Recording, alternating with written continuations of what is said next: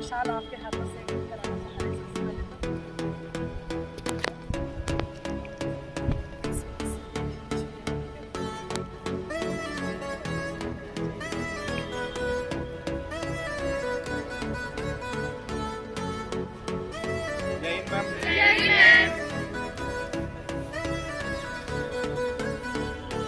आशीष इधर इधर आ जाओ। नहीं मैम आप आइए प्लीज। जी जी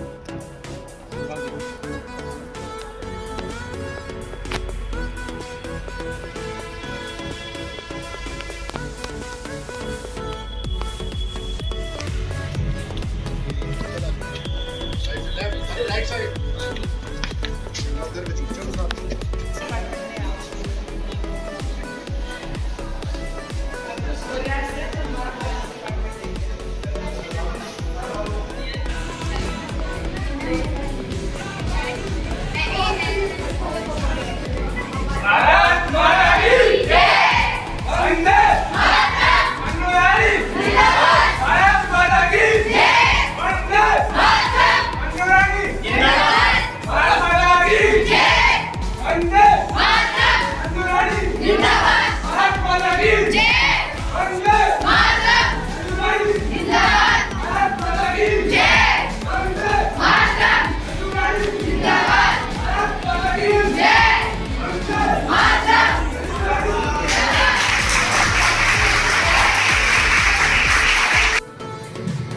कार्यक्रम की इस श्रृंखला को आगे बढ़ाते हुए मैं सबसे पहले आमंत्रित करना चाहूंगी कृतिका को कि वो उठे और मैम से अपना प्रश्न पूछे। कृतिका।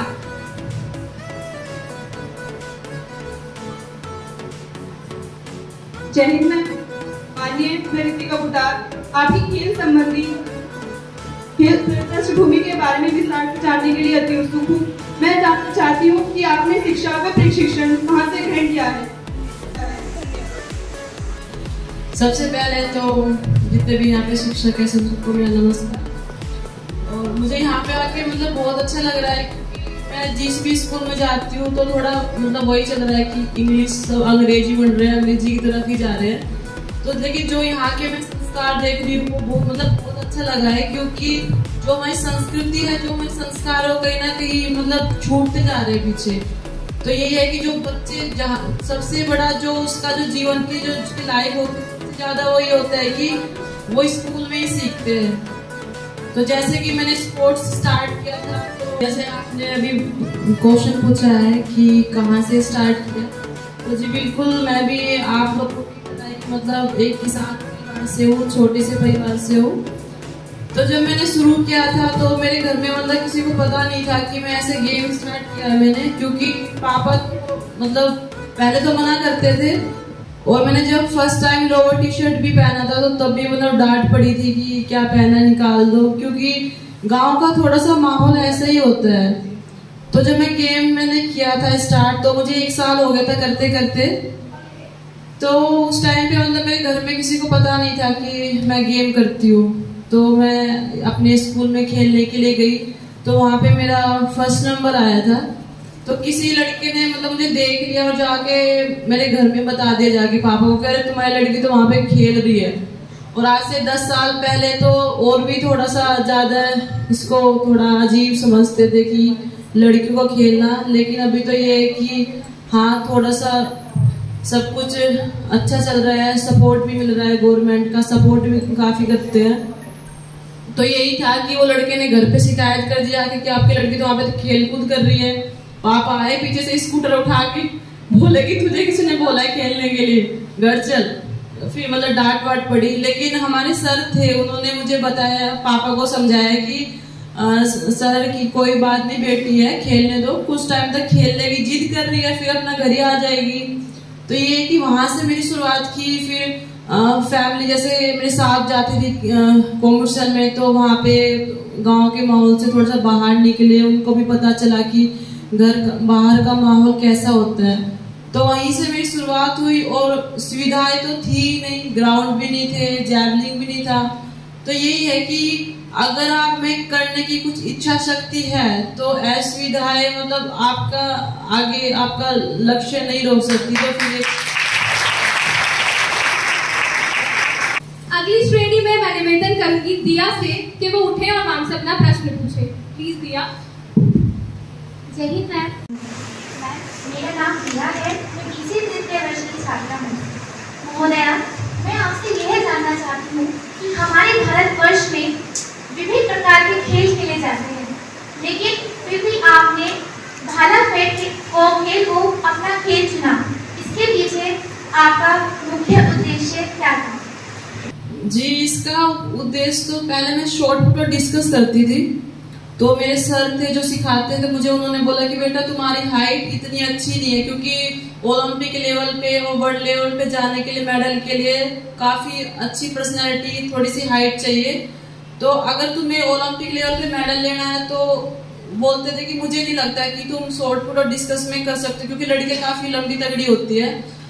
तो फिर मेरे पास एक ऑप्शन ये भी था कि मतलब मैं 2 गेम करती थी, तो मुझे फिर एक जो चैंपियनशिप जो ट्रॉफी मिलती है स्कूल में, उसका भी मुझे मतलब देखती थी बच्चों को मिलती थी, तो मेरे मन में आया कि मुझे भी ट्रॉफी चाहिए। तो फिर मैं सोचा कि तीसरा गेम कौन सा है जो मैं कर सकती हूँ, क्योंकि ट्रॉफी तो जब 3 गेम में फर्स्ट आते तभी मिलती है। तो फिर मैंने सोचा कि शायद जैवलिन करना चाहिए, और जब मैंने जैवलिन उठाया तो मुझे लगा कि हाँ ये तो बहुत हल्का है, मैं तो उसको बहुत दूर फेंक सकती हूँ। लेकिन जितना मुझे आसान लगा था वो इतना आसान था नहीं। तो फिर हमारे गुरुजी है स्वामी विवेकानंद सरस्वती जी, तो उन्होंने भी मेरा बहुत मार्गदर्शन किया है, और उन्होंने भी मुझे बोला था कि बेटा तुम जैवलिन करो, क्योंकि देखो जी हर इंसान की लाइफ में गुरु का तो माता पिता से भी ज्यादा अहम रोल रहता है। तो मेरे जीवन में भी उनका बहुत बड़ा सहयोग भी रहा है, आशीर्वाद भी रहा है, तो मैं यहाँ पर इस लेवल तक पहुंच पाई हूँ।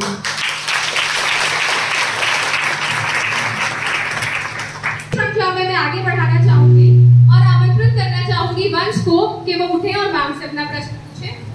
वंश। जय मैम। माननीय मैं वंश रामा आपसे जानने के लिए उत्साहित हूँ कि जिस समय देश के यशस्वी प्रधानमंत्री श्री नरेंद्र मोदी जी ने आपके भारत लौटने पर आपसे वार्तालाप किया, उस समय आपके मन में किस प्रकार के विचार आ रहे थे? धन्यवाद।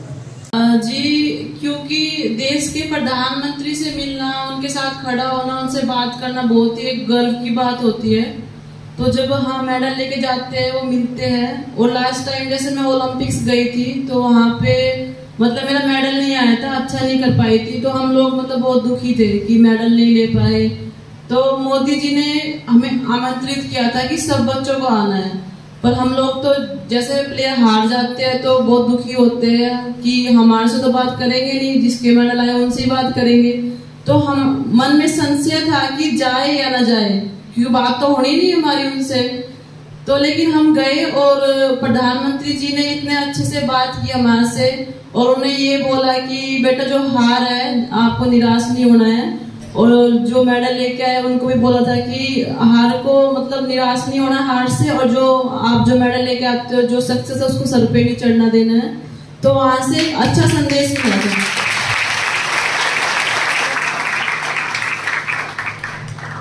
थैंक यू सो मच वंश फॉर द वंडरफुल क्वेश्चन।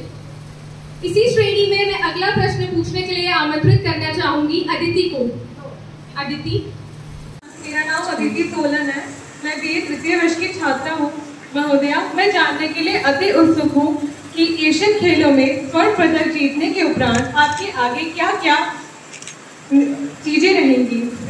धन्यवाद। जैसे कि कॉम्पिटिशन तो चलते रहते हैं, हर साल कभी एशियन गेम्स आते हैं, कभी कॉमनवेल्थ, फिर ओलंपिक्स। तो यही है कि जैसे हम एक मेडल लेते हैं, जैसे अभी जीत के आए हैं, तो हाँ कुछ दिन तक थोड़ा सा सेलिब्रेट करते हैं, उसके बाद हम उसको भूल जाते हैं, क्योंकि ऐसे नहीं कि एक मेडल को ही हम कि खुश होते रहेंगे कि जीत लिया। तो हमारा सफर जो चलता रहता है। अभी जैसे कि अगली साल ओलंपिक्स होने वाले हैं, तो हाँ उसके लिए अभी तैयारी के लिए जुट जाएंगे, तो वही ओलंपिक्स ही उसमें स्वर्ण लेके आना देश के लिए वही। और लास्टली मैं रिक्वेस्ट करना चाहूंगी अनु से कि वो मैम से अपना प्रश्न पूछे। मैं अनु नागर बीए तृतीय वर्ष की छात्रा हूँ। आज के इस अति उत्साहित एवं ऊर्जित सत्र का अंतिम प्रश्न मैं आपसे पूछने जा रही हूँ, जो कि है कि भारत की बेटी होने पर आप किस प्रकार का संदेश हम सभी युवाओं को देना चाहेंगे? धन्यवाद।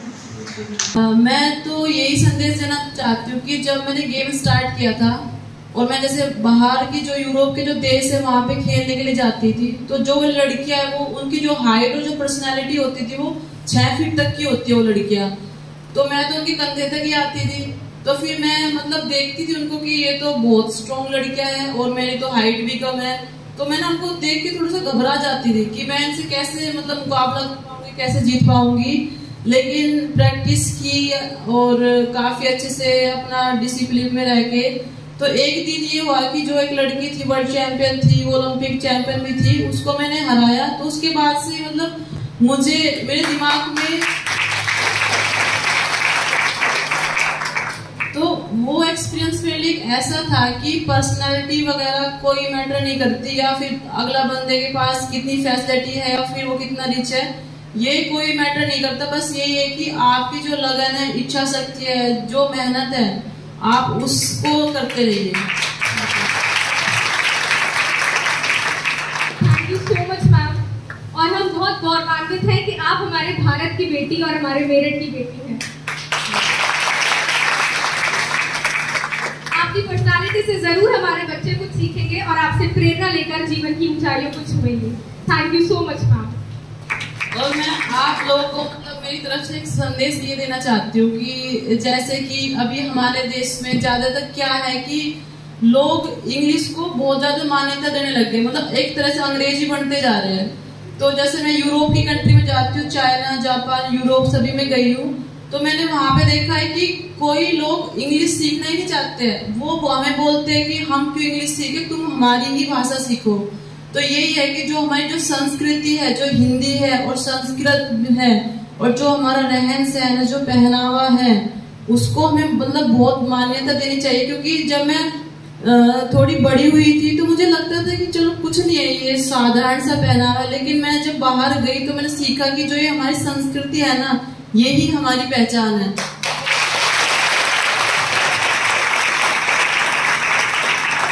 जैसे कि मैं यहाँ पे इसमें स्कूल में कॉलेज में आई हूँ, तो मतलब मैंने वो सब चीजें देखी जो मैंने अभी तक मतलब कुछ सालों से मैंने वो चीज नहीं देखी थी। तो मैं सभी अध्यापक का और बच्चों का मतलब बहुत बहुत धन्यवाद करना चाहती हूँ कि आपने उसको जीवित रखा।